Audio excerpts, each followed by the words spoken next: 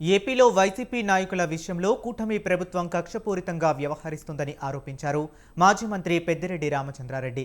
జైలులో ఉన్న ఎంపీ మిథున్ రెడ్డికి కోర్టు డైరెక్షన్ ప్రకారం ఇచ్చిన సదుపాయాలు కూడా అమలు కావటం లేదన్నారు. రాజమండ్రి సెంట్రల్ జైలులో ఉన్న ఆయన కుమారుడు ఎంపీ మిథున్ రెడ్డిని పెద్దిరెడ్డి కలిశారు.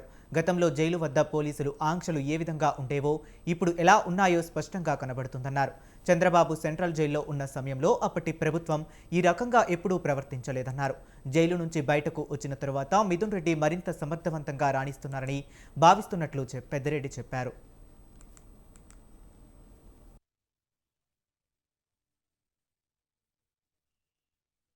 చంద్రబాబు నాయుడు అధికారంలో ఉండి ఈ విధంగా వ్యవహారం చేస్తే గతంలో ఆయన అరెస్ట్ అయినప్పుడు గాని ఆ తర్వాత గాని ఆయనకు ఏ విధంగా ఇక్కడ ఇదే జైల్లో మర్యాదలు జరిగాయి, ఈ రోజు ఏ విధంగా ఇంత కక్షపూని వ్యవహారం చేస్తా ఉన్నారు. బయట పోలీసులు గాని అందరూ కూడా చాలా కక్షపూరితంగా వ్యవహారం చేస్తా ఉన్నారు.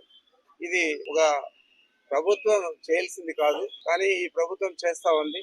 దీనికి తప్పనిసరిగా ప్రతిఫలం తీర్చుకోక తప్పదని చెప్పి తెలియజేస్తా ఉన్నాను. చంద్రబాబు నాయుడు ఆధ్వర్యంలో నడిచే ప్రభుత్వం ఎంత కక్ష సాధింపుకు దిగజారిందో ప్రత్యక్షంగా మీరందరూ మీడియా వారు మీరే చూడొచ్చు. గతంలో నేను వచ్చినప్పుడు మీడియా పాయింట్ ఎక్కడున్నది, ఈ రోజు మీడియా పాయింట్ ఎక్కడుంది, ఈ బారికేడ్స్ అన్ని గతంలో ఉన్నాయా లేదా, ఇవి చూస్తేనే అర్థమవుతుంది ఎంత కక్ష సాధింపుగా వ్యవహారం చేస్తా ఉంది ఈ ప్రభుత్వం అని చెప్పి. తప్పనిసరిగా ఇంత కక్షపూరితంగా వ్యవహారం చేసే చంద్రబాబు నాయుడు ఈ రాష్ట్రం